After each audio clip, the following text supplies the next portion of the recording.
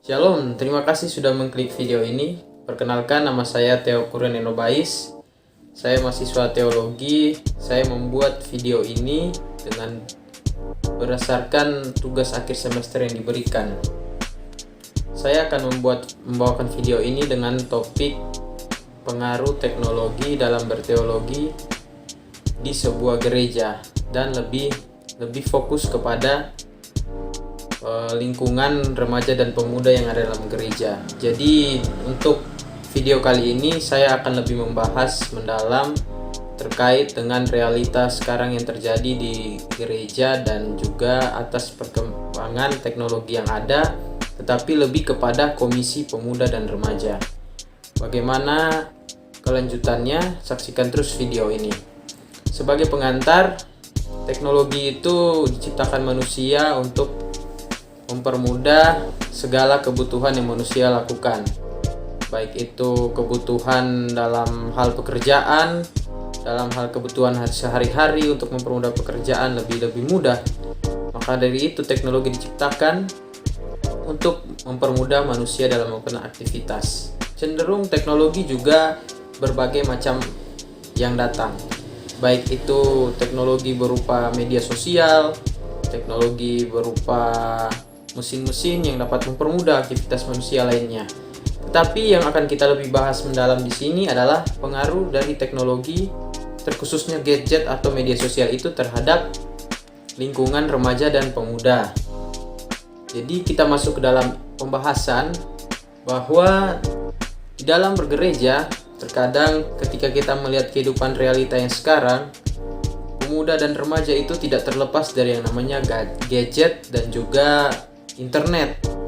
Nah, pengaruh ini sangat berdampak besar bagi sosialisasi mereka di dalam sebuah persekutuan.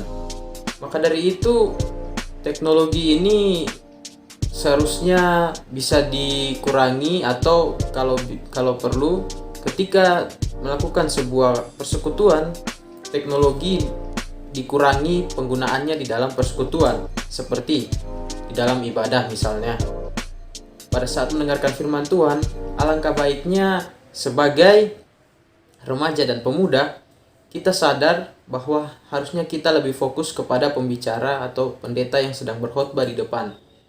Sedangkan kita tidak boleh fokus untuk bermain gadget yang ada, karena kembali lagi kita datang untuk beribadah dan melayani. Bukan kita datang untuk menumpang seperti bertamu begitu. Jadi kalau menurut saya, remaja sekarang ini sudah cenderung ke arah teknologi, terkhususnya gadget ini sudah sangat mengendalikan mereka. Dalam arti mereka sudah sangat seperti sudah kecanduan begitu. Jadi tidak bisa terlepas dari hal itu. Maka dari itu saya ingin mengkritisi dari teknologi ini yang masuk ke dalam era sekarang ini. Tentu saja kita sebagai manusia mampu memanfaatkan teknologi ini dengan sebaik mungkin, mempergunakannya dengan melihat situasi dan tempat. Seperti ketika kita beribadah, kita lupa membawa Alkitab, maka hal yang sepatutnya kita lakukan adalah membuka gadget kita untuk melihat Alkitab elektronik, bukan membuka HP kita untuk lihat WhatsApp story atau IG status. Maka dari itu, menurut saya peran teknologi ini sudah sangat berdampak besar bagi kehidupan persekutuan remaja dan pemuda.